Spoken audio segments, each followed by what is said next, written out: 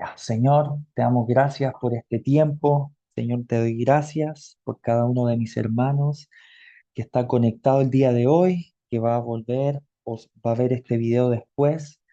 Señor, dame sabiduría y dame tu corazón, Señor, no para presentar un absolutismo de algo, Señor, sino que dame la sabiduría para poder explicar esta postura, Señor, que muchos hermanos del cuerpo de Cristo la han abrazado, Señor, y no queremos generar división, sino que todo lo contrario, queremos conocerte cada día más y conocer tu plan, Señor, en todas las formas posibles. Señor, abre nuestro entendimiento, abrimos nuestro corazón, Señor, y si alguien se ha sentido o se va a sentir confrontado con lo que se va a enseñar el día de hoy, Señor, danos paz, sabiendo que tú estás en medio de nosotros enseñándonos todas las cosas. Te damos gracias por este tiempo y por la vida de cada uno de mis hermanos. En el nombre de Jesús. Amén. Bueno, el día de hoy hablaremos acerca de el premilenialismo histórico, ¿ok? Entonces, como se ha mencionado en la clase anterior, donde se habló del premilenialismo dispensacional, el día de hoy vamos a hablar acerca de el histórico, ¿ya? Entonces aquí lo tenemos anotadito, ahí en la diapositiva, ahí para los hermanos que nos van a estar, se van a ir conectando, los hermanos también que se van a ir conectando más adelantito o que van a ver este video después. Entonces, ¿por qué es necesario estudiar escatología? Y en este punto, al igual que nuestro hermano Daniel la semana pasada, cada clase, la semana que viene, la subsiguiente, estos puntos los vamos a seguir recalcando y mencionando porque estamos en un tiempo, y lo mencionaba anteriormente, donde depende del contexto en que cada uno se crió en el Evangelio, sea desde muy pequeñito, quizá un par de años. Generalmente, y depende del contexto donde uno viene, se hablaba una posición escatológica en particular o literalmente no se hablaba del tema porque no se sabía explicar o no se sabía quizás argumentar. Entonces, dependiendo del contexto que usted viene, es donde uno obviamente se va a ir formando, a menos que obviamente uno tenga la capacidad eh, intelectual y la capacidad proactiva de investigar acerca de esto. Lo que, eh, lo que muy poca gente es lo que hace, y esa es la verdad. Entonces, ¿por qué es necesario estudiar escatología? Por justamente esto mismo. Es con la finalidad de tener un entendimiento del plan final que el Señor tiene para la humanidad. O sea, la escatología tiene que ver con este plan que el Señor tiene que culminar en algún momento. Entonces es necesario que como hijos de Dios tengamos ese entendimiento. Entonces, al tener este entendimiento y nosotros como Iglesia Sol de Justicia poder presentar cada una de las posturas escatológicas, obviamente cada postura me va a llevar a un objetivo, porque este estudio de la escatología por cada postura me da un camino o me traza un camino por el cual yo tengo que caminar y que ese camino tiene un fin. Entonces, por eso es necesario estudiar la escatología para que sepamos por qué camino estamos caminando, de acuerdo obviamente a cada postura, pero también hacia qué objetivo yo estoy yendo. Entonces, por eso es importante estudiar todas estas posturas escatológicas y por eso es necesario. Entonces, como les mencionaba al principio, de estas cuatro vamos en la segunda. El día de hoy vamos a hablar acerca del premilenialismo histórico. Entonces, la semana pasada fue el número uno, que es el dispensacional, y esta semana, el día de hoy, es el premilenialismo histórico. Mencionar también que este estudio, las principales diferencias de la escatología son la interpretación de Apocalipsis 20, la relación del Antiguo Testamento y el Nuevo Testamento, lo que es lectura literal y simbólica, y el punto número 4, interpretación del género apocalíptico. Esas son las principales diferencias en las cuales estas cuatro posturas que vamos a estar hablando durante este mes son las que hay polémica, donde uno toma un texto, lo interpreta de esta forma y así el otro de otra forma, y ese es el debate que está ahí instalado y es lo que intentamos dar una claridad para que usted tenga ese entendimiento.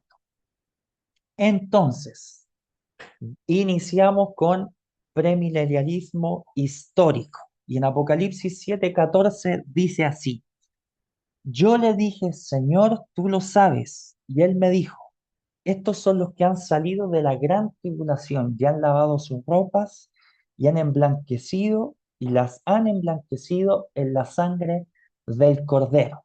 Entonces coloqué este texto porque si pudiésemos englobar, entendiendo que cada postura escatológica tiene varios puntos o varios pilares que sostienen esta postulación o esta postura escatológica, si pudiésemos tomar y un pasaje bíblico que centre quizás esta posición, es justamente Apocalipsis 7.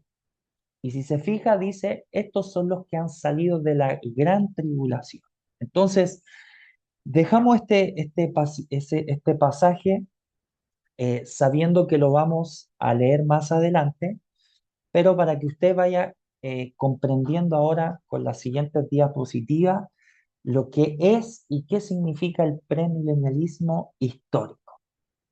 Entonces, para entender el premilenialismo histórico, vamos también a iniciar a hacer la comparativa o vamos a dar la explicación de qué es lo que cree el premilenial acerca del reino de Dios.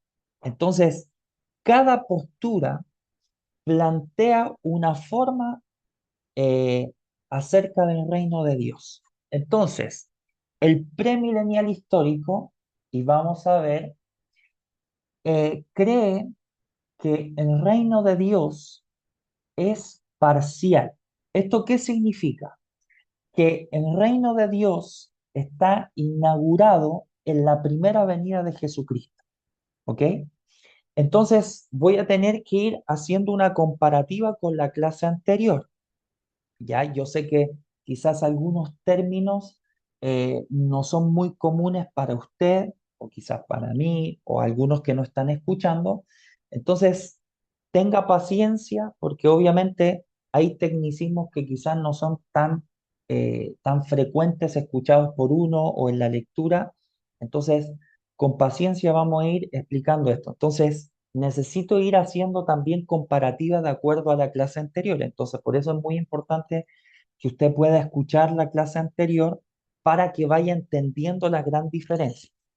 Entonces, el reino de Dios, según esta postura que es el primer premilenial histórico, el reino de Dios es inaugurado en la primera venida de Jesucristo. También en este punto dice, se manifiesta espiritualmente en la iglesia y opera en medio de un mundo caído. ¿Por qué se dice que el reino de Dios es parcial y no total? Porque esta postura plantea, que obviamente como está escrito ahí, es inaugurado por Jesús. O sea, cuando Jesús vino a la tierra, cuando Jesús vino con milagros, con palabras, con liberación, vino a la cruz, murió, resucitó, el Señor se lo fue levantado y fue entronizado, en todo ese lapsus de la historia de Cristo, el reino de Dios fue inaugurado. Pero a lo largo de la historia, este reino va avanzando, pero la culmina nuevamente con la venida de Cristo. Entonces, actualmente el reino de Dios no es, según esta postura, no es el establecimiento hoy en día de un poder político, de un poder económico, de un poder quizás palpable o tangible, sino que este reino parcial está establecido espiritualmente o interiormente. Entonces, y lo dice en Marcos 1:15, el tiempo se ha cumplido y el reino de Dios se ha acercado. Arrepentidos y creed en el Evangelio. Entonces aquí demuestra que cuando Jesús estuvo acá en la tierra, se inauguró. Por eso este pasaje dice, el reino de Dios se ha acercado. O sea, está cerca de nosotros, está en nosotros, pero no está ejerciendo como tal. ¿Ok? Entonces Lucas 17:20 dice, preguntando por los fariseos cuándo había de venir el reino de Dios, les respondió y le dijo, porque he aquí el reino de Dios está entre vosotros. Y Colosenses 3:1 dice, el cual nos ha librado de la potestad de las tinieblas y trasladado al reino de su Hijo amado, de su amado Hijo, en quien tenemos redención por su sangre, el perdón de pecados. Entonces, nuevamente, como digo, este reino parcial es que está en nuestro corazón, está espiritualmente, se manifiesta espiritualmente en la iglesia, fue inaugurado en la primera venida de Jesús, pero no es algo visible, no es algo palpable, no es algo tangible en un país, en una nación, sino que es espiritualmente hablando y por eso es parcial. La naturaleza del reino, y esto también se complementa con lo anterior, es espiritual, o sea, Dios, su reino, Él gobierna en mi corazón, Él reina en mi corazón, es el Espíritu Santo gobernando la vida de los creyentes, la vida de los hijos de Dios. Y vive también este señorío o este reino, en una iglesia que vive bajo el señorío de Cristo. Entonces, es muy importante que usted lo tenga claro, ¿ya? Y por eso les animamos a que usted pueda estar escribiendo, anotando, pero también vaya meditando de acuerdo a lo que nosotros hemos enseñado durante estos años, que quizá usted lleva años en Sol de Justicia. Entonces usted también vaya haciendo este análisis, que usted vaya enfocándose y viendo qué es lo que se enseña. ¿Me están hablando acerca de esto? Entonces, en Romanos 14:17 dice, porque el reino de Dios no es comida ni bebida, sino justicia, paz y gozo en el Espíritu Santo. Entonces, la naturaleza de este reino, como lo describe en Romanos 14, no es algo físico, sino que es algo intangible. ¿Se entiende? Entonces, esta es la naturaleza de este reino que usted tiene que entender que esta postura lo plantea de esa forma. Y también, como lo que decía en Juan 18:36, Jesús respondió, mi reino no es de este mundo. O sea, aquí está enfatizando de que obviamente, y todos lo entendemos, de que de lo que describe acá, sabemos que Jesús estaba confrontando a las personas, a los fariseos cuando él menciona esto, pero también hace un hincapié, según esta postura, que es algo intangible, que todavía no está físicamente establecido. Entonces, y como punto 3, para ir diferenciando, de acuerdo a esta postura, hay un reino presente y futuro. Y dice así, el reino de Dios ya está presente espiritualmente hoy. Eso está fijo, ya está en nosotros, ya está en medio de nosotros. Pero será plenamente visible, entre paréntesis, físicamente, y será manifestado en el milenio bajo el gobierno de Cristo. Entonces, esta postura dice, ok, el reino de Dios está en nosotros, está en mi corazón, Él gobierna mi vida, mediante el Espíritu Santo, Él gobierna mi vida, no es algo palpable, no es algo tangible, está en mi interior, pero ¿cuál es el futuro? Esto es momentáneo, esto es parcial, pero cuando venga el Señor y sea manifestado el milenio, ahí es donde el reino de Dios ya no va a ser algo solamente espiritual o interiormente, sino que cuando Cristo venga en el futuro, eso se va a establecer físicamente. O sea, lo que era parcial ahora se va a volver físico. Lo que era interno y espiritual, ahora físicamente Jesús va a gobernar las naciones desde Jerusalén.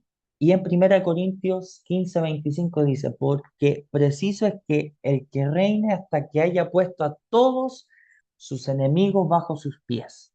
Entonces, aquí está hablando de este reino en el futuro, donde Jesús, cuando Él vuelva, va a colocar sus enemigos debajo de sus pies. Y lo que dice en Zacarías 14:8 al 9, y Jehová será rey sobre toda la tierra. En aquel día será uno y uno su nombre.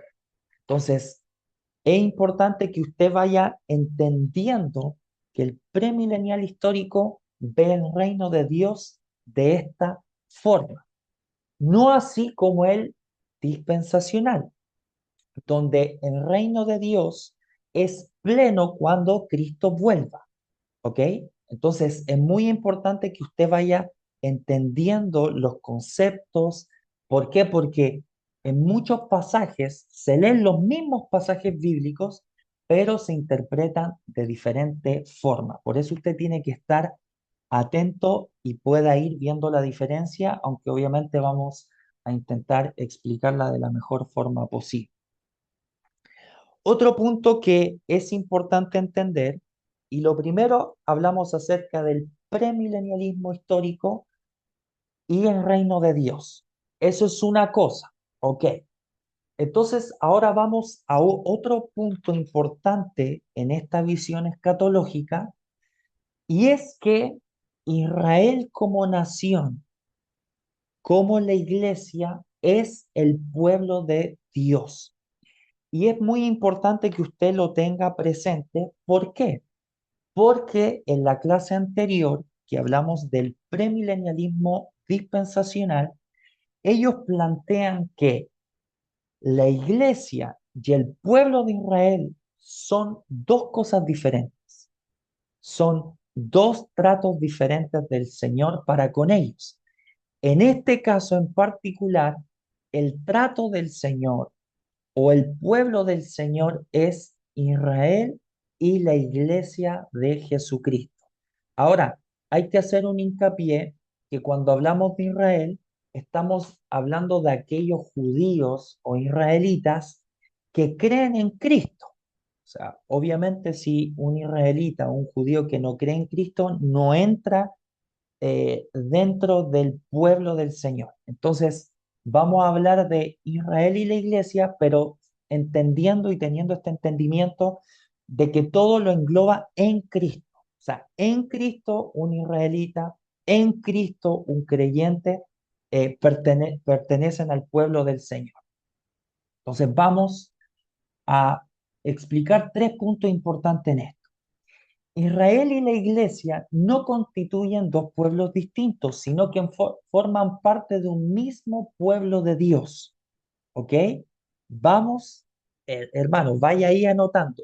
Un mismo pueblo de Dios. Punto número 2. Existe un único plan redentor para este pueblo del Señor. Entonces, punto 3. Israel conserva un rol futuro en los propósitos de Dios, integrado plenamente dentro de ese mismo pueblo redimido en Cristo. Esto es lo que hemos estado hablando. O sea, Israel y la iglesia estamos colocando este fundamento, este entendimiento que el pueblo de Dios es aquel que está en Cristo. Entonces, nuevamente, es importantísimo que usted ya vaya notando la diferencia. Entonces, el premilenialista dispensacional dice que Israel y la iglesia son dos cosas diferentes.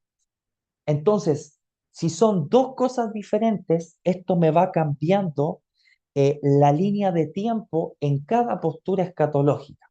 Entonces, yo daba un ejemplo ayer a mi suegra y yo le decía que la escatología, por decirlo de una forma, quizás no es la forma más adecuada, pero para que usted vaya entendiendo, por ejemplo, mi suegra tiene 6 hijos. Si yo no le puedo decir a mi suegra, usted es mamá de Tabita y de Magdalena solamente, sino que si yo digo que mi suegra es mamá, ella es mamá de 6 hijos, no solamente de dos.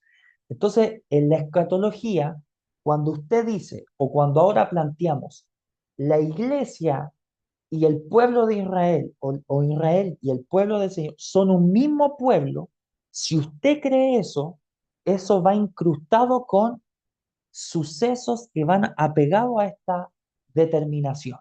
Entonces, si usted dice, no, Israel y la iglesia, Dios tiene dos tratos diferentes. Si usted tiene esa posición, que es la de la clase anterior, usted está diciendo que hay unos ciertos sucesos que van impregnados a esa visión. Por eso lo estamos colocando en ese orden. Cualquier pregunta la vamos a estar contestando al final de esta presentación. Entonces, en el libro de Romanos, capítulo 11, 1, 2, yo quise colocarlo de esta forma porque Pablo aquí hace una afirmación. Dice, digo pues, ¿ha desechado Dios a su pueblo? En ninguna manera, porque, porque también yo soy israelita de la descendencia de Abraham, de la tribu de Benjamín. No ha desechado a Dios a su pueblo, al cual desde antes conoció.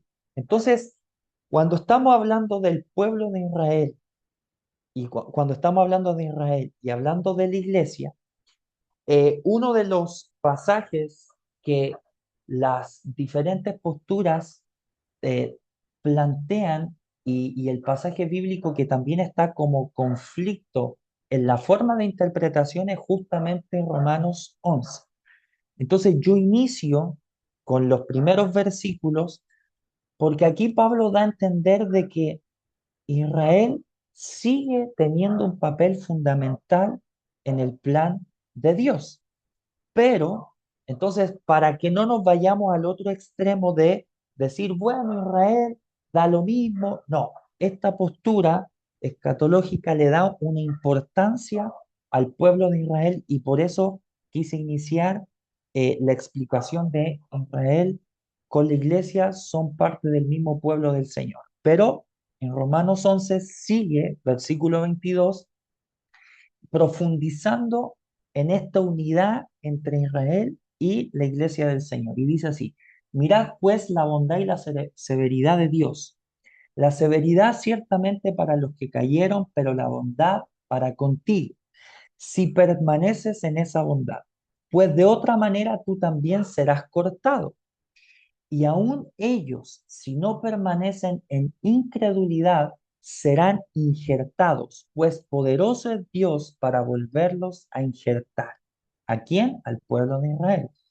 Porque si tú fuiste cortado del que por naturaleza es olivo silvestre y contra naturaleza fuiste injertado en el buen olivo, ¿cuánto más estos, que son las ramas naturales, serán injertadas en su propio olivo?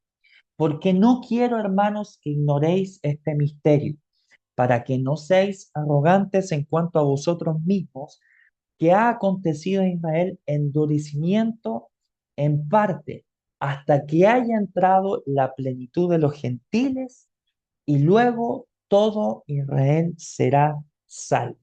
Entonces, esta postura plantea un papel importante del pueblo de Israel pero que es igual de importante que la iglesia. O sea, todo el capítulo de Romanos 11 habla de una unidad del pueblo del Señor con los gentiles, con los judíos, con aquellos que quizás tenían la primera, por decir, la primicia del Señor, con aquellos que llegaron después. Entonces, aquí habla de cómo un pueblo es injertado. O sea, los gentiles fuimos injertados en lo que en un inicio era una promesa para la nación de Israel y ahora somos injertados en este pueblo.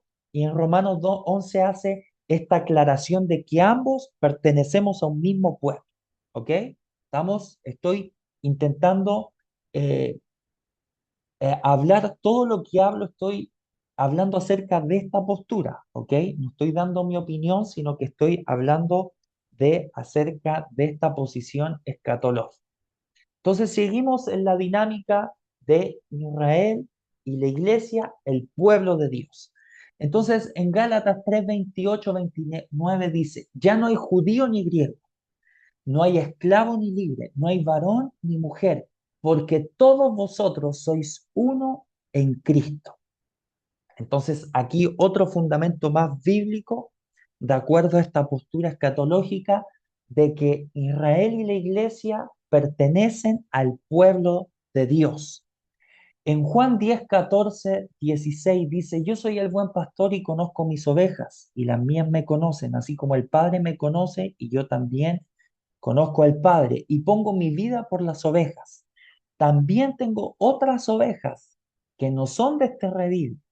Aquellas también debo traer y oirán mi voz y habrá un rebaño y un pastor. Entonces aquí nuevamente enfatiza que si bien eran dos y la primicia era para la nación de Israel, pero ahora mediante la iglesia, ahora que la iglesia está fundada en Jesucristo, dice, tengo otras ovejas que no son de este redil.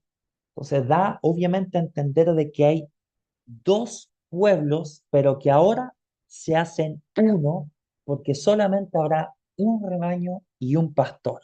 Eso es lo que menciona Juan 10.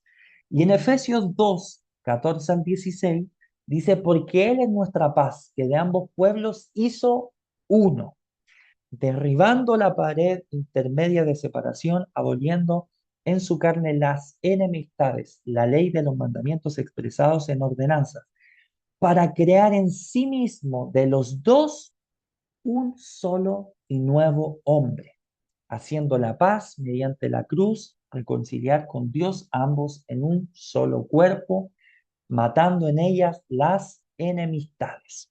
Entonces, vamos volviendo a resumir. Estamos hablando de que Israel y la iglesia, según esta visión y esta postura, son un solo pueblo. O sea, Dios no tiene dos tratos diferentes. O sea, cuando usted lee las escrituras, usted no está leyendo, bueno, esta promesa es para Israel, la nación. Esta promesa es para la Israel espiritual que es la iglesia. No, no, no.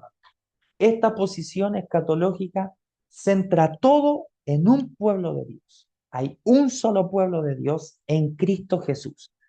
Y si usted nuevamente lo digo, y yo sé que en muchas cosas quiero ser muy redundante para que usted vaya haciendo ya la diferencia con el premilenialismo dispensacional.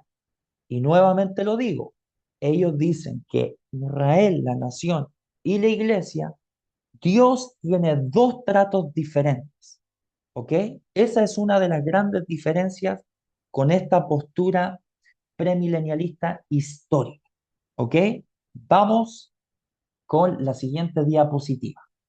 Y aquí vamos entrando en polémicas. Gloria a Dios por las polémicas. No, no es polémica, pero sí eh, vamos a hablar acerca de la gran tribulación. Entonces,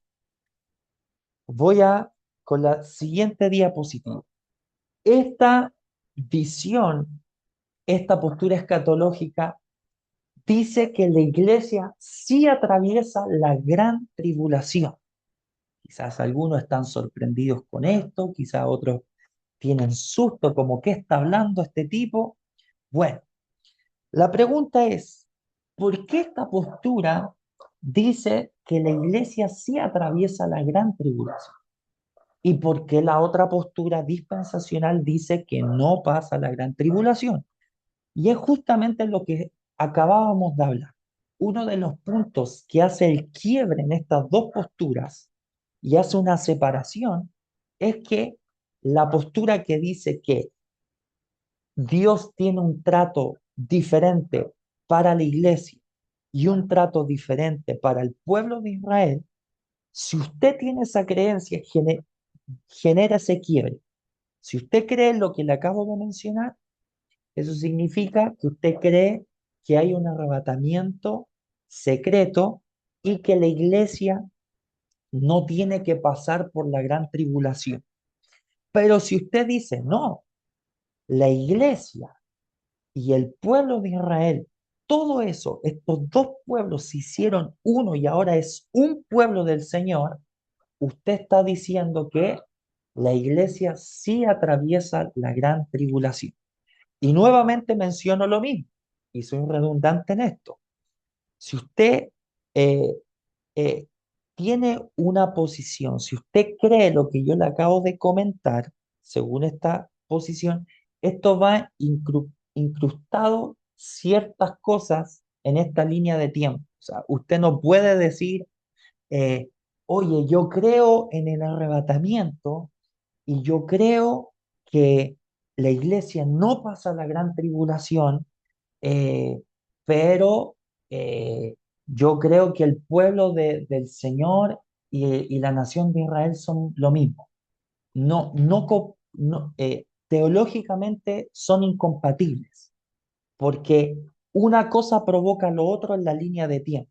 ¿Se va entendiendo? Entonces, si usted va teniendo dudas, por favor escríbalas y las vamos a ir contestando al final de esta diapositiva. Pero vamos a seguir. ¿Por qué, según esta postura, la iglesia atraviesa la gran tribulación? Y aquí coloqué 3 versículos bíblicos donde esta postura son pilares para ello fundamental que la iglesia pasa la gran tribulación. Primero está en Apocalipsis 3:10. Dice, por cuanto has guardado la palabra de mi paciencia, yo también te guardaré.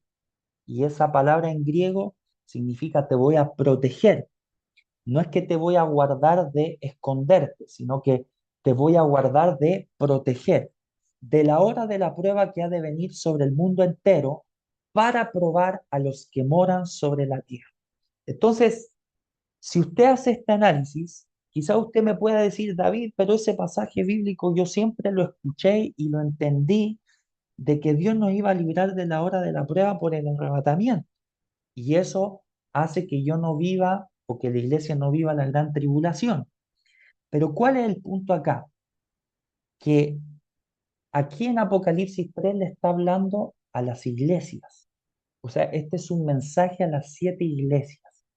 Entonces, todos, de una u otra manera, hemos tomado el mensaje de las 7 iglesias como advertencias. Advertencias del presente y advertencias del futuro. El que vence tal cosa, yo tengo esto contra ti. O sea, esas declaraciones que están hacia las 7 iglesias están hablando de un tiempo presente y también de un tiempo futuro, donde yo tengo que estar velando para que ese juicio o ese juicio donde Dios dice, tengo esto contra ti, hace que yo en mi vida espiritual en el presente, yo vaya siendo precavido y vaya viendo cómo está mi primer amor, si es que yo estoy fornicando con el espíritu jezabélico, ¿se entiende? Entonces, si estoy lidiando con la tibieza espiritual. Entonces, todo este mensaje de las 7 iglesias es para un tiempo presente, pero también para que me marque el destino en el futuro. Entonces, precisamente bajo ese contexto, Apocalipsis 3 habla a la iglesia de que hay una hora de la prueba que ha de venir al mundo. Entonces, bajo esta postura escatológica, esto pertenece a la gran tribulación. O sea, el mundo y la iglesia tienen que padecer y tienen que ser puestos a prueba en este tiempo. ¿Sí? Apocalipsis 7:14 es lo que leímos al principio de esta diapositiva. Yo le dije, Señor, tú lo sabes.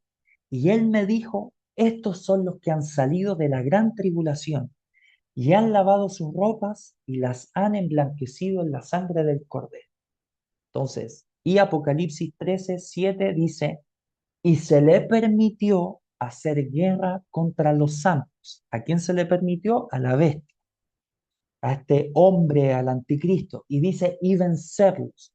También se le dio autoridad sobre toda tribu, pueblo, lengua y nación, y la adoraron todos los moradores de la tierra cuyos nombres no estaban escritos en el libro de la vida del Cordero, que fue inmolado del principio del mundo. Entonces, estos tres versículos de Apocalipsis 3, 7 y 13, según esta postura, afirman que la gran tribulación sí la tiene que vivir la iglesia. ¿Por qué? Porque la iglesia y el pueblo de Israel como nación son un mismo pueblo en Cristo.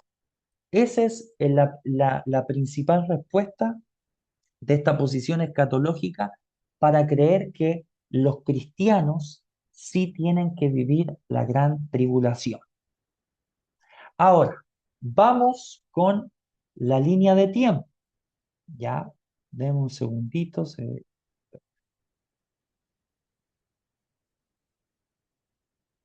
Perfecto. Entonces, ahora vamos con la línea de tiempo. Entonces, en esta línea de tiempo vamos a ver más o menos cómo es el mapa. Entonces, este es el mapa según esta postura escatológica. Entonces, si usted vio la clase anterior del premilenialismo dispensacional, son muy parecidas. De hecho, son casi iguales. Y ambas coinciden en lo mismo, que es previo al milenio. Por eso se llama premilenialismo. O sea, son previo al milenio. ¿Cuál es el milenio dentro de esta línea de tiempo? Aquí da inicio el milenio.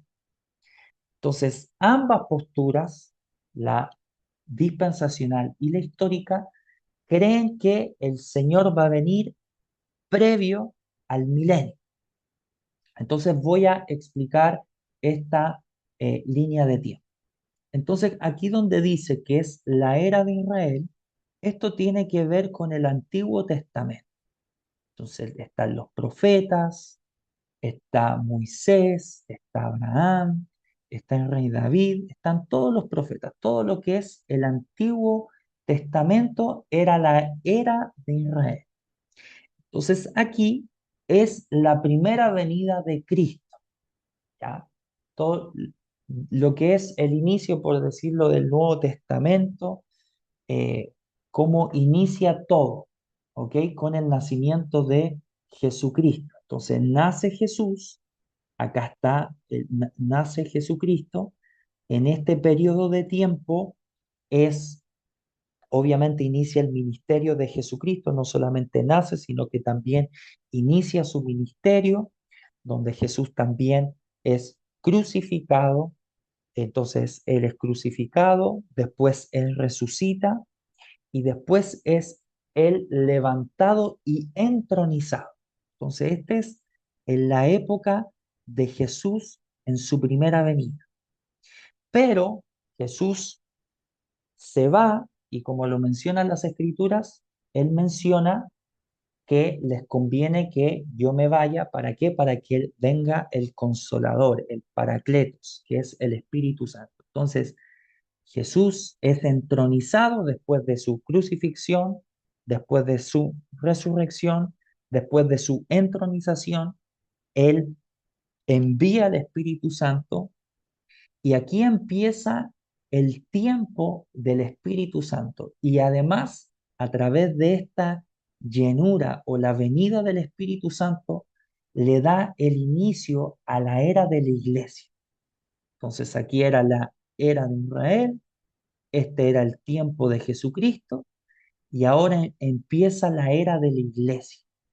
Entonces, obviamente, esto va de forma lineal, pero también va progresivamente. Entonces, todos estos años, estos 2000 años y más, es la era de la iglesia por medio del Espíritu Santo. Pero según esta línea de tiempo, va a llegar un tiempo donde se iniciarán estos 7 años y esto se mantiene tal cual que en el premilenialismo dispensacional, donde va a haber una temporada de 7 años, donde son 3 años y medio para la tribulación y otros 3 años y medio para la gran tribulación. Entonces, en esta línea de tiempo, estos primeros 3 años y medio, después de estos 3 años y medio, a la mitad el anticristo se sienta en el templo de la profanación.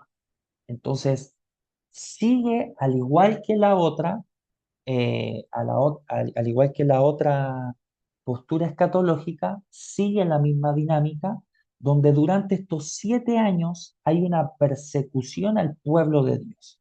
¿Quién es el pueblo de Dios? Lo que hemos ido mencionando. Israelitas que están en Cristo, judíos que están en Cristo y cristianos que están en Cristo, obviamente, que es la iglesia del Señor. Entonces, durante estos 7 años habrá tribulación y gran tribulación, pero en todo este periodo estará la iglesia. La iglesia va a vivir un tiempo de persecución, ¿ok? A diferencia del premilenialismo dispensacional, donde en esta línea se daba lo que es el arrebatamiento. Aquí no hay un arrebatamiento secreto, ¿ok? Sí va a haber un rapto y un arrebatamiento, pero va a ser más adelante. Pero aquí, en esto, al inicio, antes de iniciar la tribulación, no va a haber un arrebatamiento secreto según esta postura escatológica.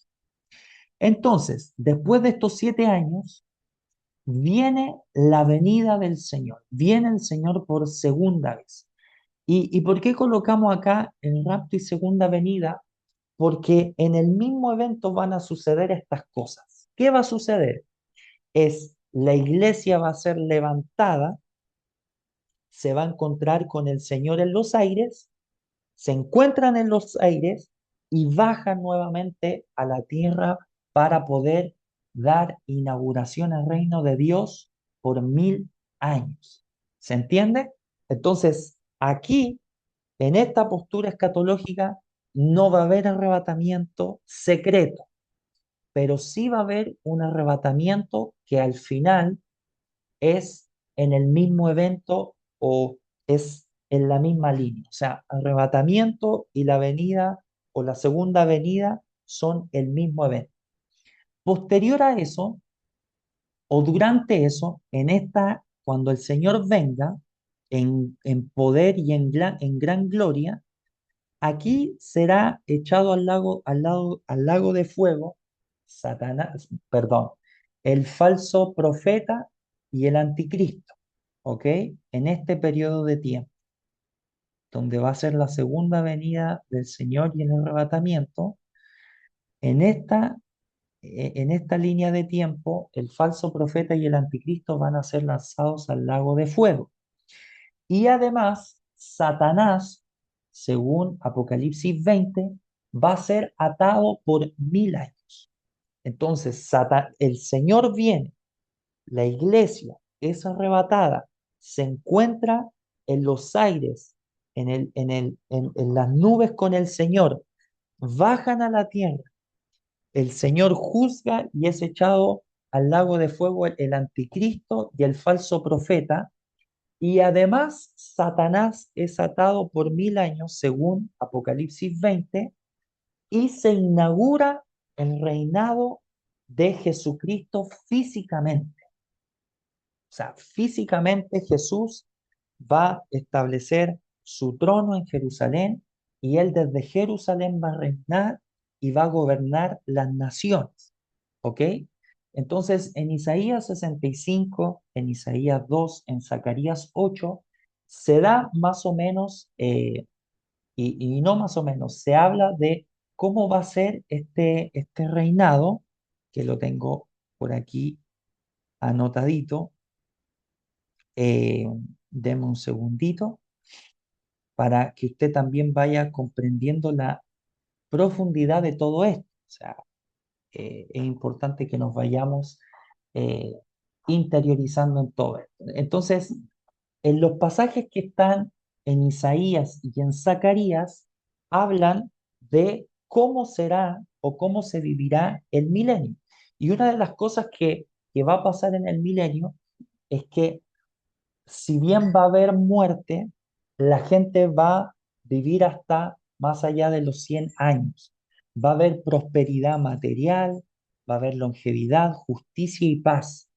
Y también la creación va a ser renovada. Entonces, ¿qué más va a suceder? Las naciones van a ir a Sion, o sea, van a ir a Jerusalén a aprender la ley del Señor. Esto todo va a pasar en el milenio. Cristo va a gobernar como juez entre las naciones y va a haber una paz mundial y también política, ¿sí? Y también lo que menciona Zacarías 8 es que Jerusalén va a ser restaurada y va a ser habitada en seguridad. Y las naciones van a ir a buscar a Dios a Jerusalén. Eso va a pasar aquí en el milenio de Jesucristo. Entonces, todo eso durante el milenio. Una vez finalizado el milenio, una vez finalizado el milenio, en Apocalipsis 20 se menciona que Satanás, que fue atado por 1000 años, en un breve de tiempo va a ser vuelto a desatar y eso va a traer nuevamente confusión a las naciones. ¿Ok? Entonces ahí hay un periodo de lucha de gobiernos entre este Jesús que está reinando, contra Satanás que fue desatado por un breve tiempo y viene el juicio final. ¿Ok? Entonces cuando viene el juicio final, ¿eso qué quiere decir? Que la muerte y el Hades son arrojados al lago de fuego y una vez que la muerte y y el Hades hayan sido arrojados al lago de fuego, se finaliza o culmina la historia y se inicia lo que se llama el estado eterno.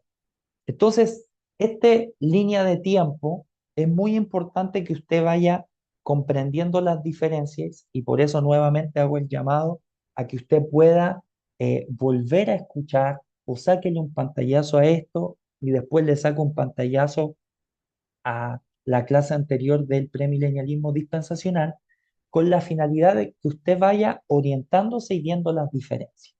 ¿Ok? Entonces, avanzamos. Ahora, lo que mencioné hace un momento, el rapto y la segunda venida. Entonces, esta posición escatológica dice, si hay rapto, o sea, si hay arrebatamiento, pero sucede en un solo evento.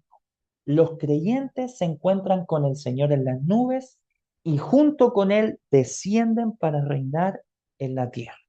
Entonces, nuevamente usted tiene que tener claro que esta posición escatológica sí cree en el arrebatamiento, pero lo cree como un solo evento, ¿ok? Y aquí tenemos los pasajes bíblicos donde esta postura sostiene lo que le acabo de decir, que es Mateo 24, 29 al 31, que es Primera de Tesalonicenses 4, 15 al 18 y Segunda de Tesalonicenses 2, 4 al 7. Entonces, en comparación al premilenialismo dispensacional, que es lo que se enseñó la semana pasada, y también para que usted vaya comprendiendo que el dispensacional, para aquellos que no estuvieron la semana pasada, generalmente son nuestros hermanos pentecostales. Nuestros hermanos pentecostales tienen esta visión de un arrebatamiento secreto y que es una venida del Señor inminente. Entonces, nuestros hermanos pentecostales, que son dispensacionales, postulan que Primera de Tesalonicenses es justamente este arrebatamiento secreto, ¿ok? Pero el premilenialismo histórico, para que usted también se vaya orientando, aquellos que conocen al pastor Marco Brunet, al pastor Mariano Senegal, a cantantes de adoración como Alessandro Vilas Boas, etcétera, etcétera. Ellos tienen esta postura escatológica, ya para que usted vaya orientándose como, por eso ellos dicen tal cosa, por eso ellos cantan tal cosa, para que usted vaya orientando de que están hablando de cosas diferentes.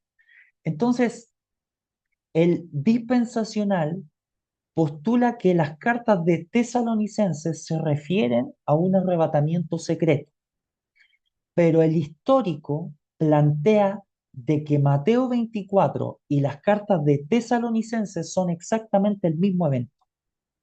Entonces, en Mateo 24 dice, e inmediatamente después de la tribulación en aquellos días, y más abajo dice, y verán el Hijo del Hombre viniendo sobre las nubes del cielo con poder y gran gloria, y enviará a sus ángeles con gran voz de trompeta y juntarán a sus escogidos de los cuatro vientos, desde un extremo del cielo hasta el otro.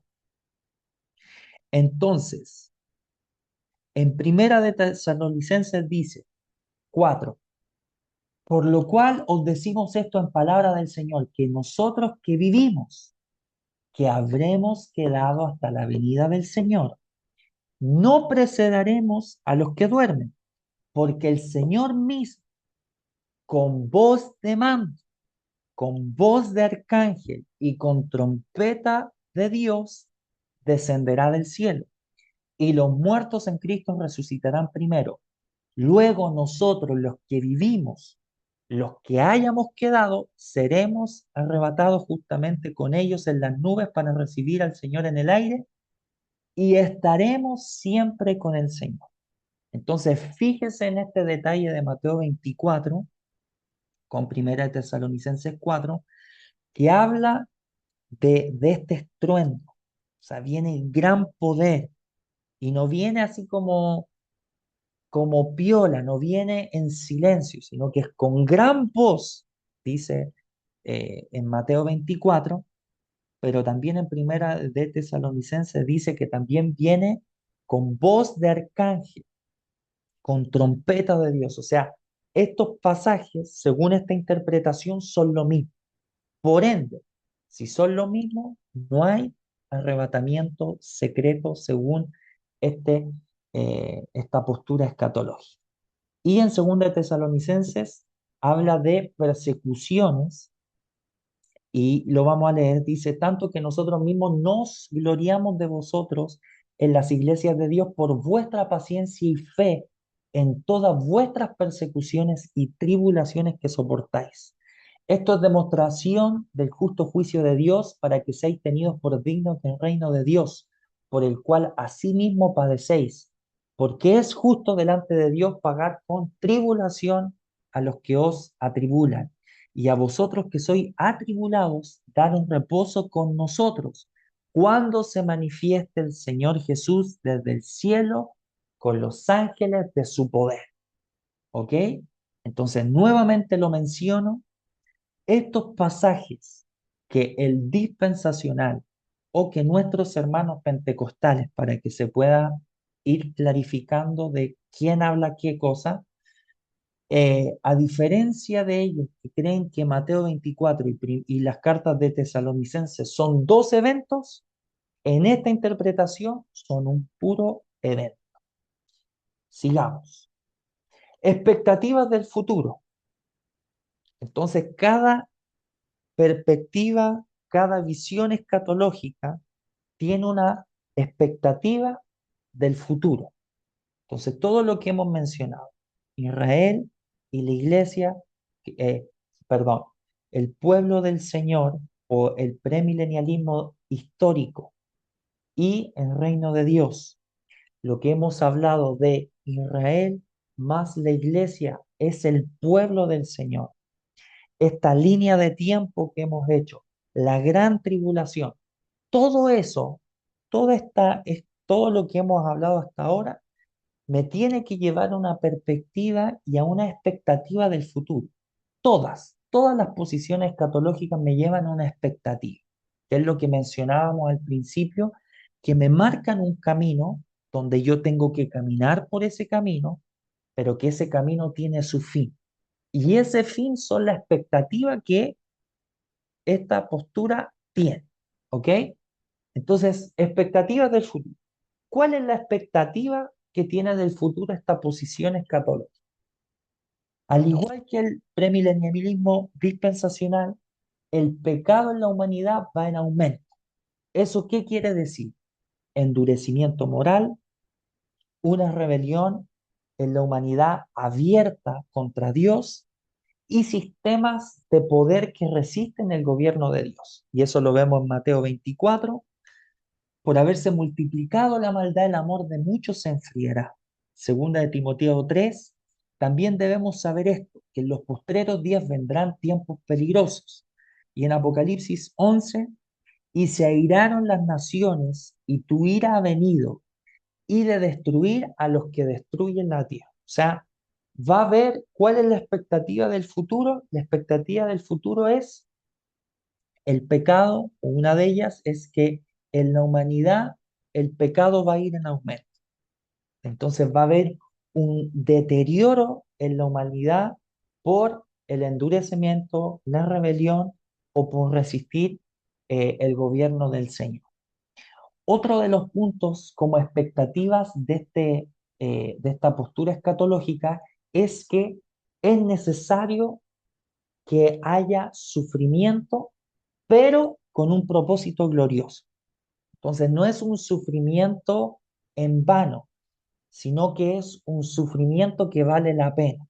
Entonces por eso, vuelvo a la anterior, la iglesia tiene que pasar por la gran tribulación. O sea, tiene que pasar por este tiempo de sufrimiento que a la vez es purificación, que a la vez es santidad, que a la vez es lealtad, porque hay un propósito mayor y vale la pena ese sufrimiento.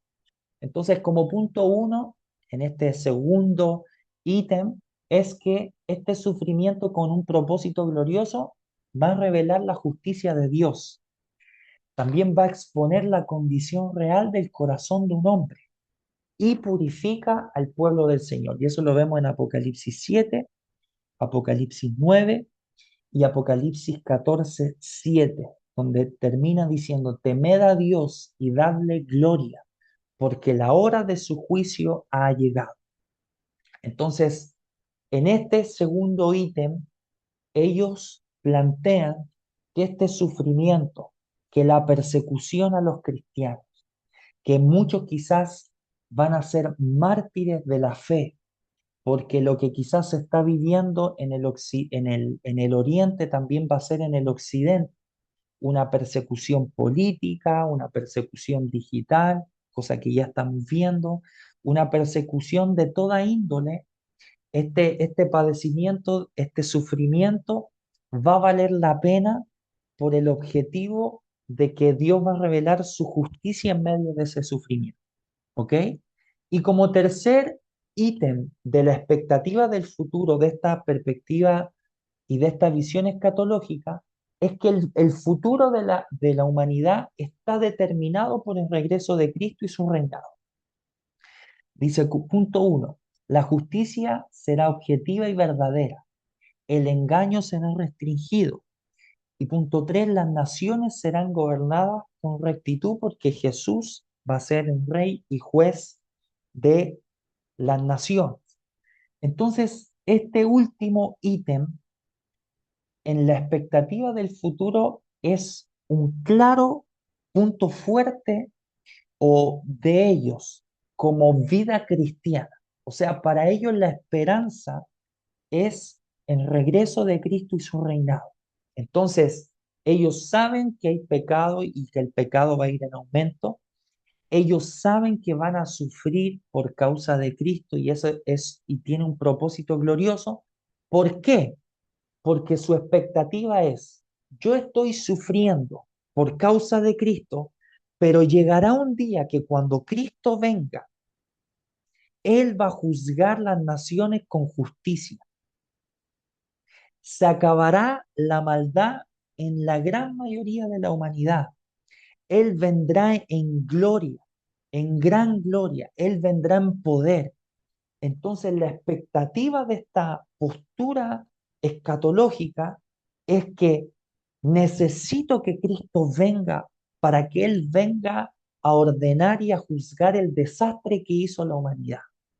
Entonces, por eso, si usted ha escuchado al pastor Marco Burneda en sus canciones, al pastor Mariano Senegal en sus mensajes, o otros cantantes cristianos, por ejemplo, chilenos, como Vladimir Aranda, eh, Emi Valenzuela, ellos hablan mucho de Maranata, Cristo viene, ven a reinar, Señor, ven a gobernar las naciones, ven físicamente con tu imperio, con tu reino físico en Jerusalén. ¿Por qué? Porque su expectativa del futuro es que cuando Cristo venga físicamente, las cosas se van a ordenar.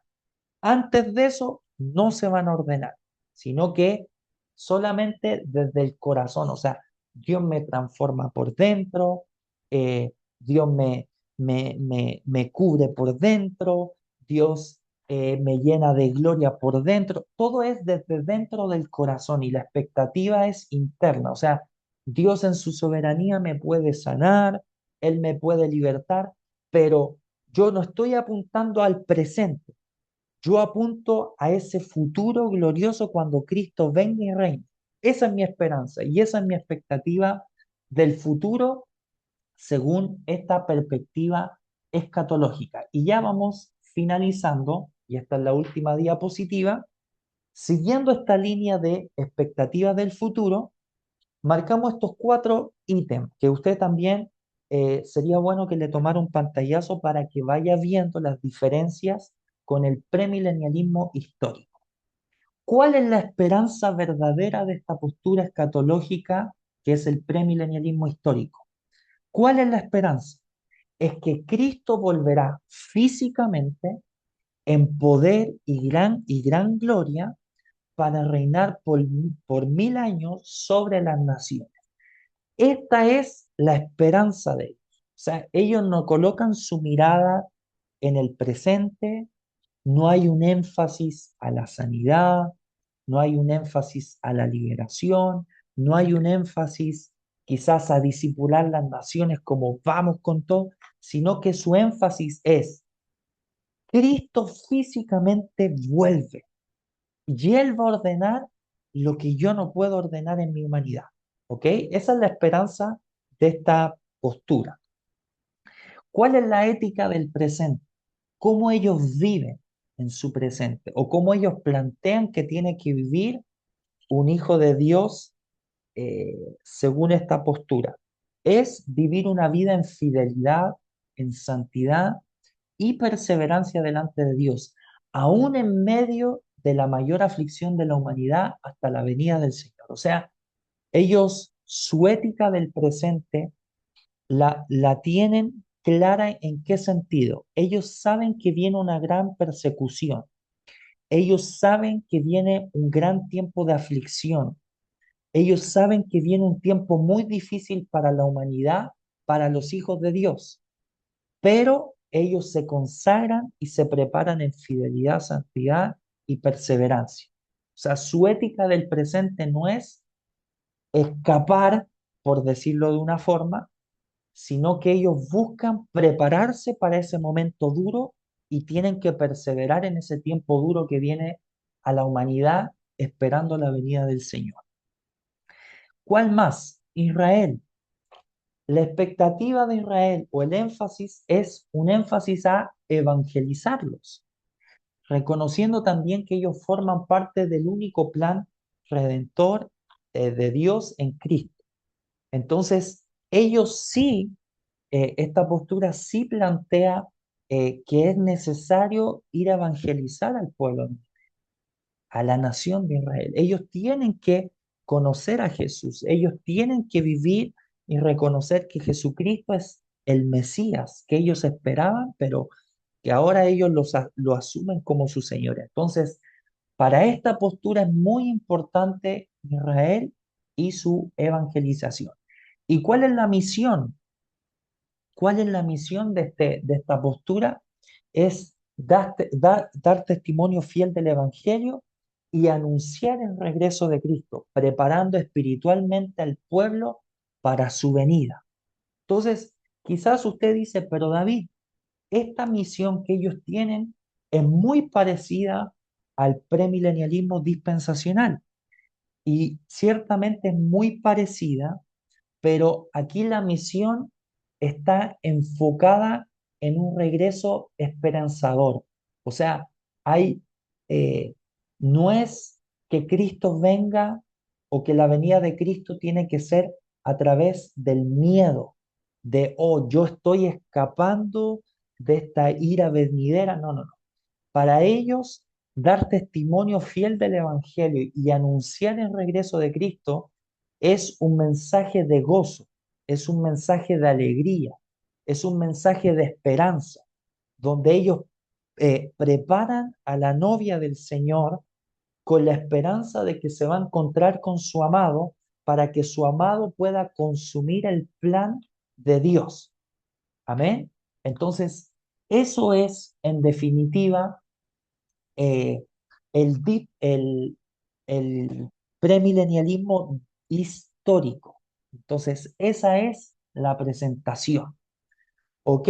Espero que se haya entendido, espero que no haya habido quizá un shock mental, alguien que diga, pero David, ¿cómo me acabas de decir que no va a haber? La iglesia pasa la gran tribulación. Quizá alguien se está turbando con eso, pero es justamente es tener este conocimiento y también abrirle el corazón de que hasta el día de hoy, eh, obviamente hay cosas que yo no voy comprendiendo y que me cuesta ir asimilando porque también vengo de un contexto. Entonces quizá a algunos de ustedes les cuesta ir asimilando de, oye, pero ¿cómo vamos a pasar la gran tribulación? Etcétera, etcétera. Entonces, amados hermanos, preguntas. O Pastor Patricio, no sé si usted quiere añadir algo, comentar algo antes de las preguntas. Un comentario que les puede servir es, si Israel y la iglesia tienen tratos separados, entonces es posible, porque hay un versículo que dice que el pueblo de Dios va a ser perseguido por el anticristo. La respuesta a ese pueblo de Dios es Israel, no la iglesia es arrebatada.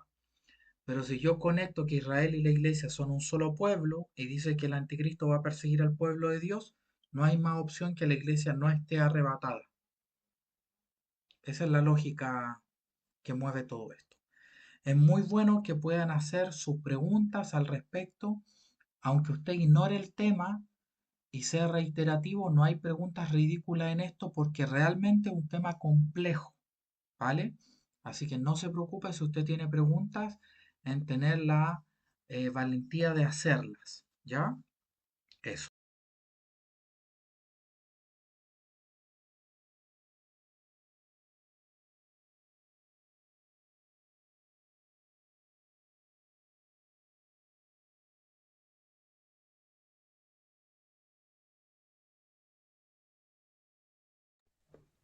No sé si hay alguna pregunta.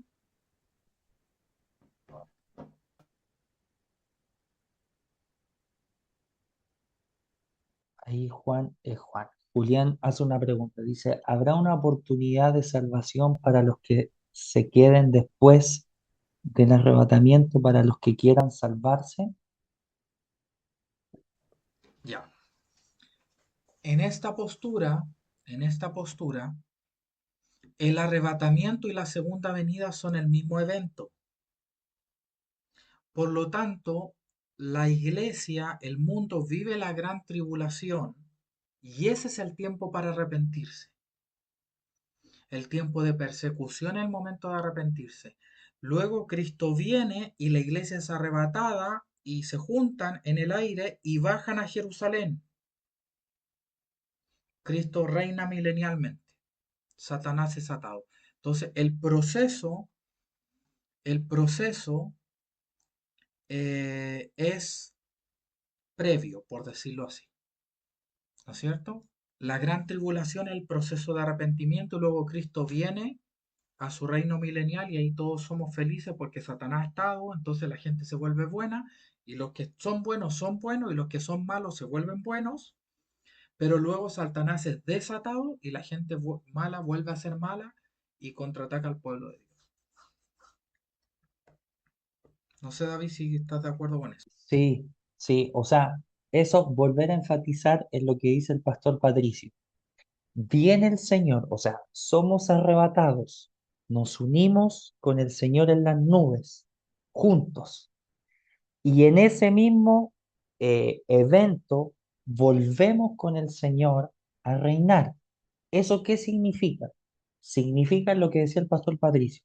Ejemplo, si viene el Señor y había un tipo que era un asesino, o sea, viene el Señor en gran poder y en gran gloria, y como Satanás es atado, ese asesino dice, oh, ¿cómo asesiné? Jesús era el verdadero Hijo de Dios. Como Satanás es atado, la conciencia de maldad, de pecado, la gente va a entrar por 1000 años, en ese milenio, en ese tiempo, es como que se va la maldad y la gente va a volver en sí y va a decir, wow, Jesús era, y va a vivir por ese tiempo con esa claridad de que Jesús verdaderamente era el Hijo de Dios. ¿Por qué? Porque Él vino en gloria, en gran gloria y poder. ¿Se entiende? Entonces, hay oportunidad, según ese planteamiento, debería haber oportunidad. ¿Se entiende? ¿Hay otra pregunta o quizá algún Debilidades. comentario? Sí, Pablo Castillo pregunta debilidades de esta postura. David, ¿respondemos juntos? ¿Respondo yo? Perfecto. Tú andas diciéndome porque esto lo conversamos. Una de las debilidades de los premilenialismos es que crean toda su escatología a partir de un solo capítulo, Apocalipsis 20. Eso es lo primero. Porque cuando Pablo, ponga atención, en Primera de Tesalonicenses, en Segunda de Tesalonicenses, Pedro y Pablo en Primera de Corintios 15 hablan de la venida del Señor, no dicen, y luego de los 7 años viene Cristo, reina por 1000 años, luego son arrebatados. No, no, no. Pablo habla de una línea de tiempo simple. Dice, nosotros los que estamos seremos arrebatados y estaremos con el Señor en las nubes siempre. No dice que bajamos a Jerusalén a reina. Entonces, una debilidad es que Pablo, cuando habla de la venida del Señor, habla de una línea de tiempo más simple, que es que los que estamos acá, los muertos en Cristo resucitan, Jesucristo desciende con voz de mando, con trompeta, y nosotros nos unimos a Él. Fin. Primera de Corintios 15 así, primera de Tesalonicenses así, segunda de Tesalonicenses así. Entonces Pablo en esos habla una línea de tiempo simple. Esta escatología, solo a partir del capítulo 20, crea esa complejidad. 7 años, baja Cristo, juzga al dragón, 1000 años, Satanás atado es desatado. Entonces, esa es para mí una debilidad que solo depende de Apocalipsis 20. ¿Cuál es otra debilidad? Que en primera de Corintios 15 dice que cuando Jesús venga, la muerte va a ser vencida.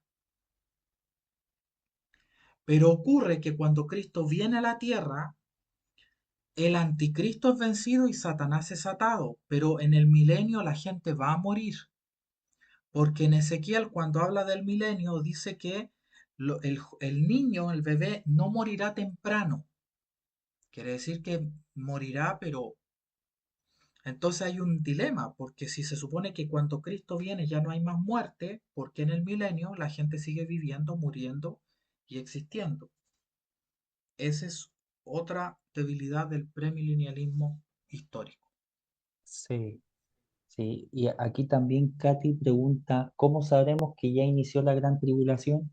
Y ese también es un punto débil, porque se supone que la venida del Señor nadie sabe la hora ni el día.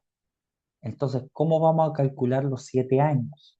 Entonces, si yo sé cuándo inicia la tribulación y la gran tribulación, entonces yo voy a saber con exactitud cuándo viene el Señor. ¿Se entiende por qué? Porque son 7 años. Entonces, si yo sé el inicio, entonces yo ya sé cuándo el Señor va a volver y nadie sabe la hora ni el día. Entonces, esa también es una de las debilidades que tiene esta postura. Sofi Lavarello dijo, yo quiero preguntar. Pregunte, Sofi. Activa el micrófono y pregunte. Sí, respecto al término de siglo, espera, que lo estaba estudiando, de este siglo y el venidero, ¿hay alguna, como el amilenialismo, que tiene como esa diferencia de siglo? ¿El premilenialismo tiene como un entendimiento respecto a eso? Lo que pregunta Sofi es que Jesús dice que no habrá perdón hacia lo del Espíritu Santo, a la blasfemia del Espíritu Santo, ni en este siglo ni en el venidero. ¿A qué se refiere con siglo? No se refiere a 100 años. Se refiere a esta era ni en la venidera. Entonces lo que ellos plantean es que esta era es la era actual que nosotros estamos viviendo desde que Cristo vino, la inauguró. Y la era venidera es el milenio. Eso es. La era venidera es el milenio.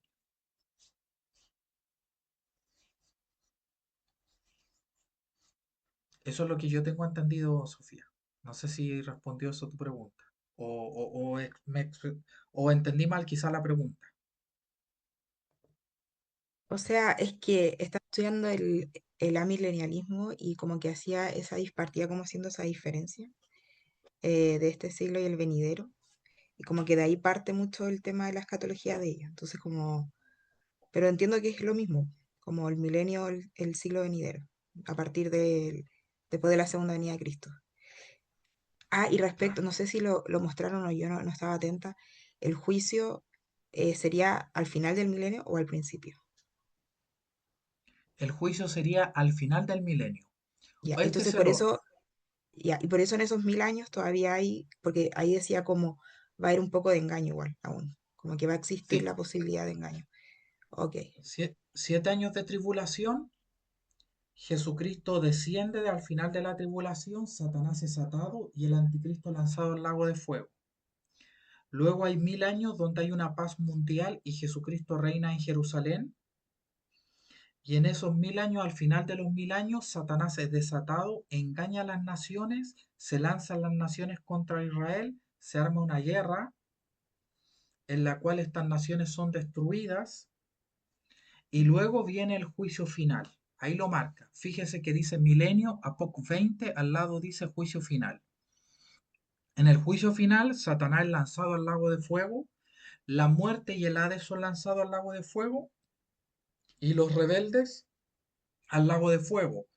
Y los santos son llevados a la diestra del Padre por la eternidad y estamos en el estado eterno que es la unión del cielo y la tierra nuevos y ahí estamos viviendo ya la eternidad con nuestras coronas, nuestro... ¿Qué va a pasar en el estado eterno? Eso no lo dice la Biblia. mm, Lo que sí se dice es que si somos fieles en esta vida, cuando venga el estado eterno vamos a tener atribuciones y niveles de gobierno. Y usted pregunta, ¿gobierno sobre quién o sobre qué? No se sabe. No se sabe si Dios nos va a llevar a otras dimensiones, a gobernar como Señor. Ahí hay especulación y especulación, pero no se sabe qué pasa allá. Pero sí se sabe que lo que hagamos en esta vida y el nivel de autoridad que ganemos en esta vida nos va a ayudar para esa vida, donde vamos ya. a estar con el Señor siempre, ¿no? Obviamente, eso sí, vamos a adorarle por siempre.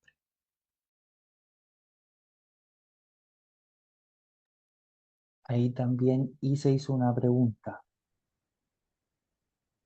Entonces, en el dispensacional, la tribulación se inicia con el rapto y en el histórico no hay un hecho preciso para determinar que inició la tribulación. ¿Es así? Un hecho preciso es un anticristo que ya se manifieste como un líder mundial benigno, entre comillas. Pero no hay un punto tan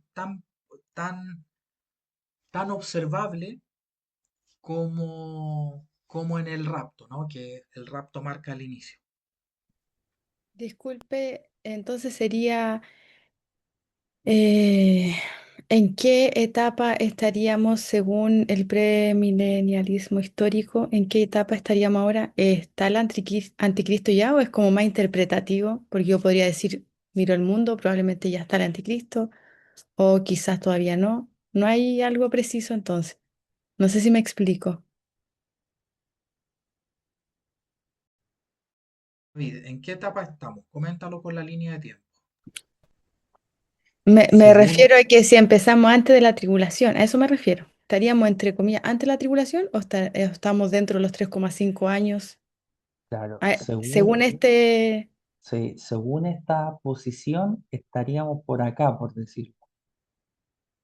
O sea, todavía esto no inicia.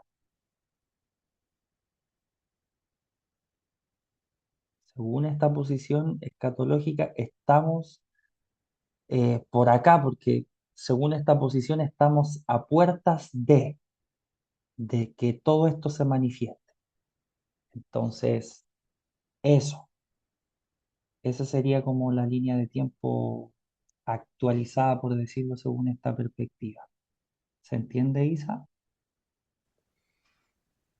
Lo del sí, anticristo no es interpretativo, es Es literal. semi-literal, eso.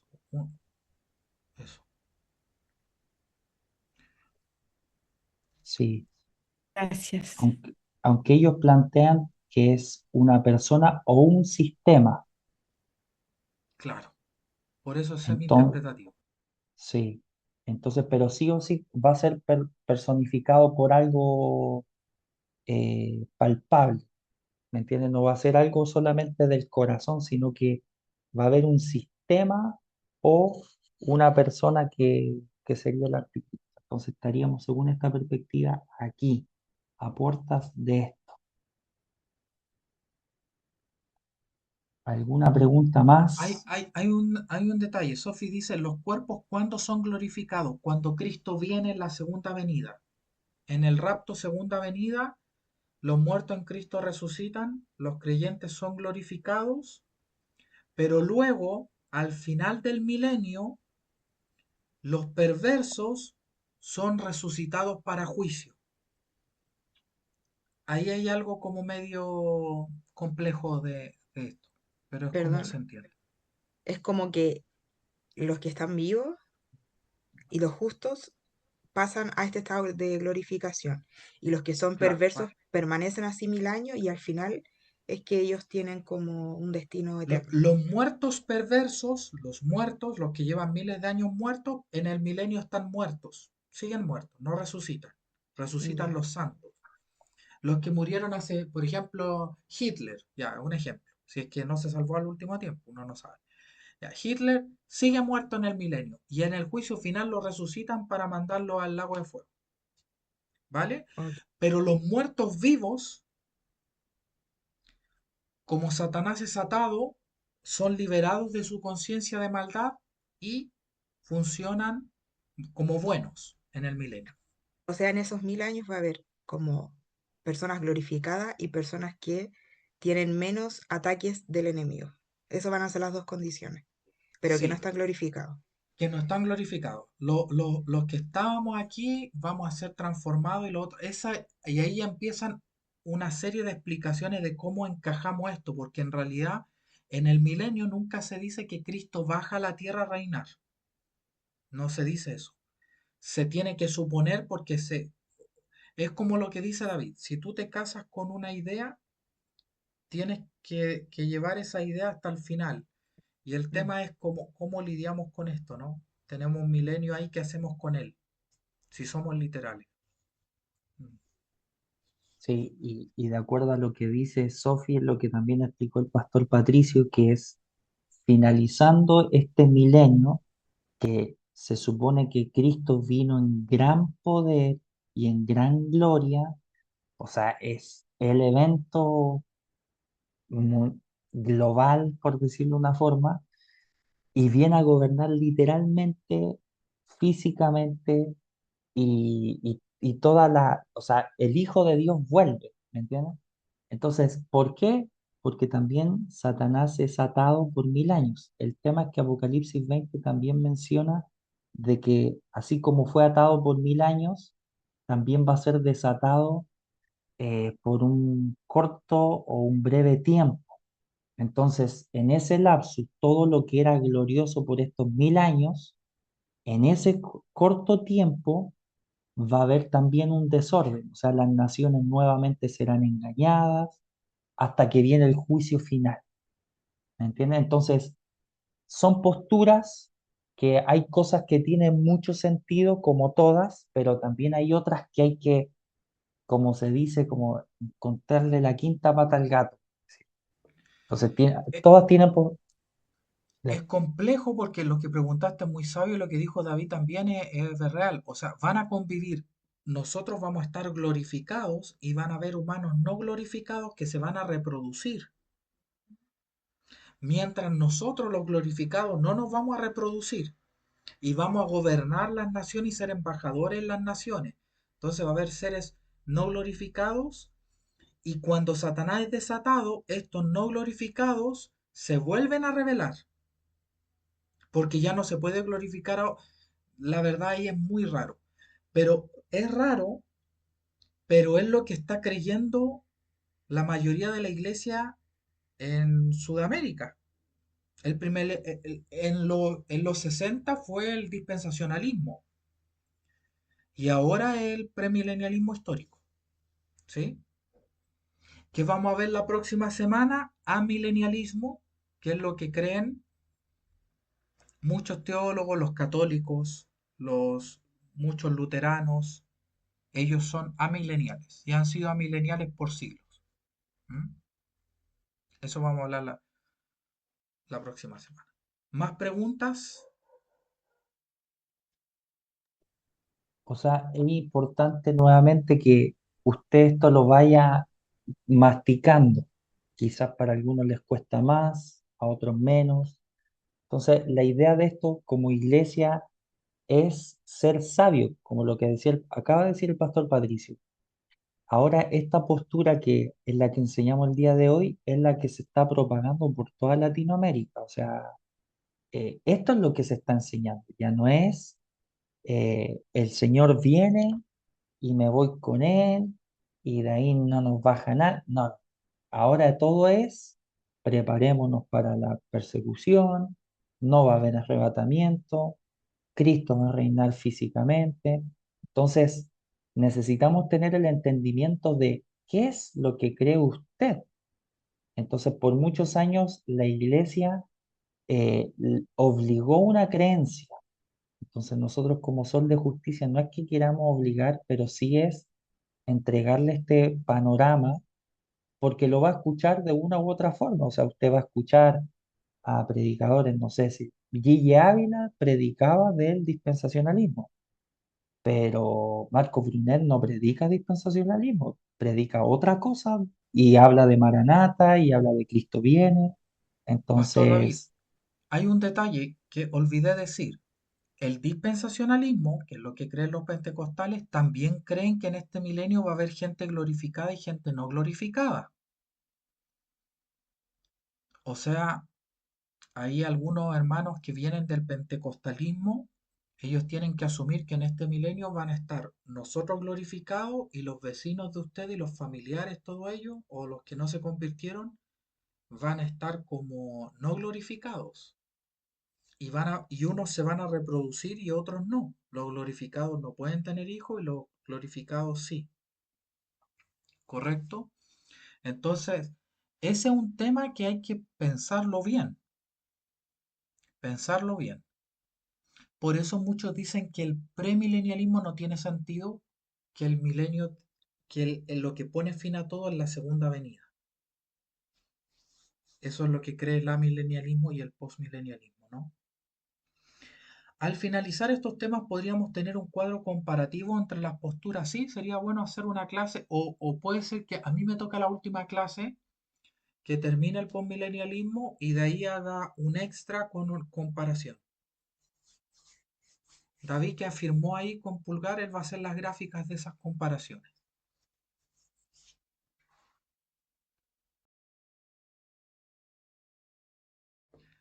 Pastor David ha dado una muy buena clase, muy clara. Me gustó mucho la clase, felicitaciones, muy buen trabajo.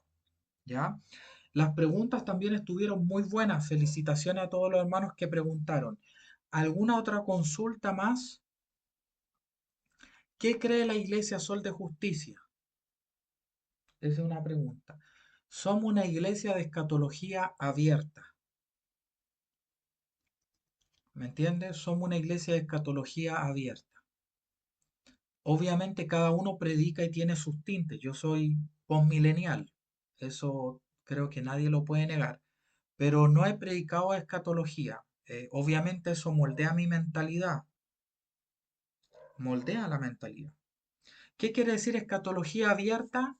Quiere decir que creemos que es tan complejo los eventos futuros y que la mente de Dios es tan grande y que nosotros somos tan limitados y como esto está en un lenguaje tan complejo y simbólico que no nos atrevemos a decir cuál es la postura correcta, sino que enseñamos las posturas para que la gente misma decida cómo va a vivir. ¿Sí? Eso. Eso significa que somos una iglesia de... Porque cuando usted vea el milenialismo, va a decir, wow.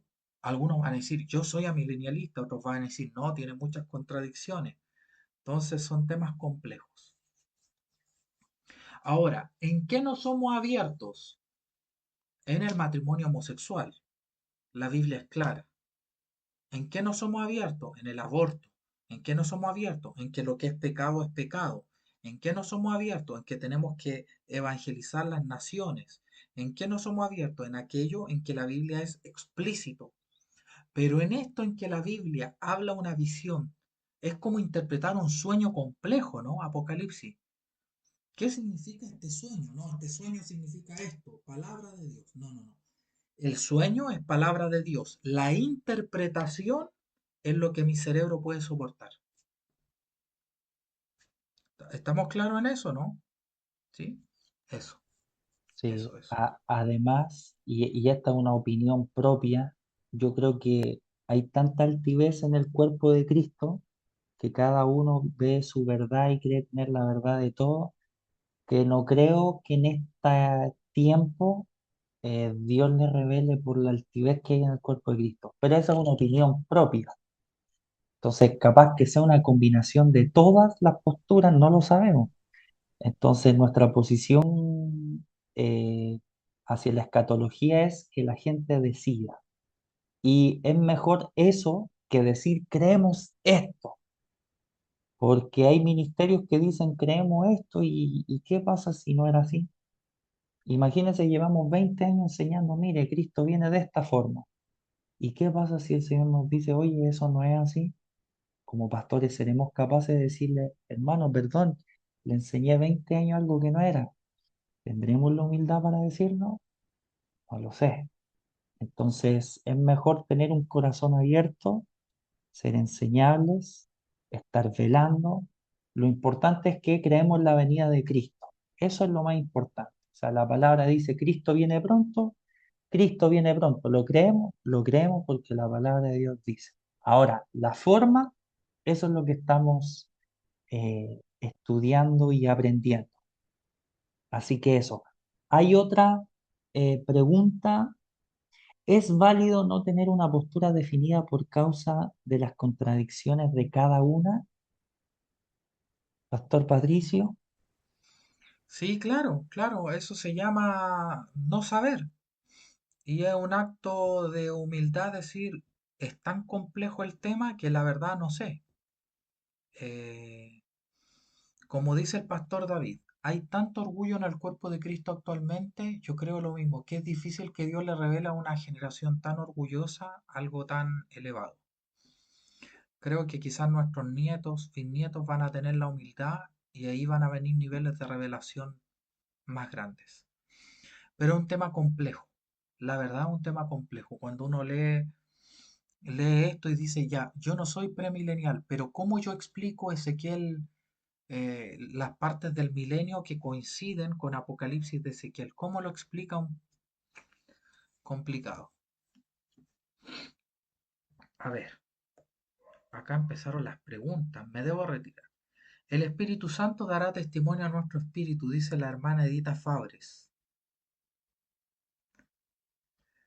Pastor, y bíblicamente Jesús pidió que estuviéramos atentos a estas cosas, a los tiempos y eso.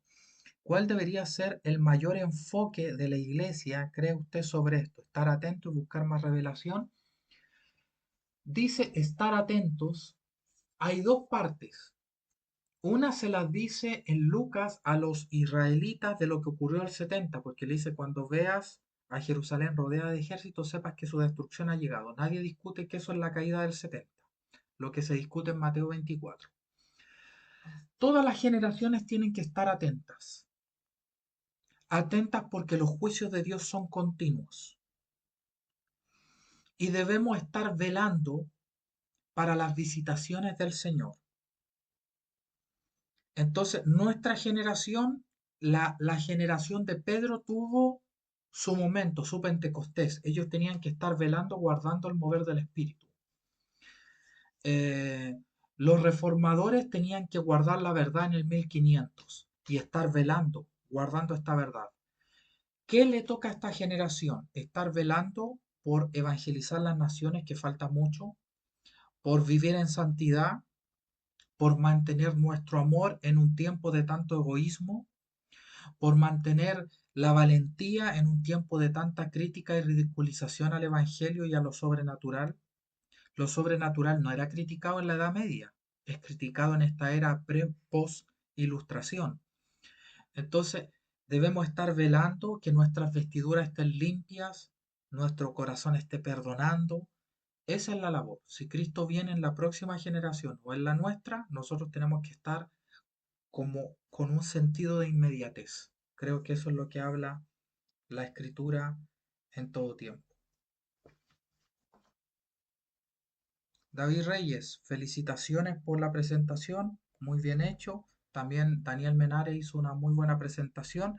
Próxima semana, los hermanos Campos nos van a presentar el amilenialismo, ¿ya? Así que esperemos eso. Y a fin de mes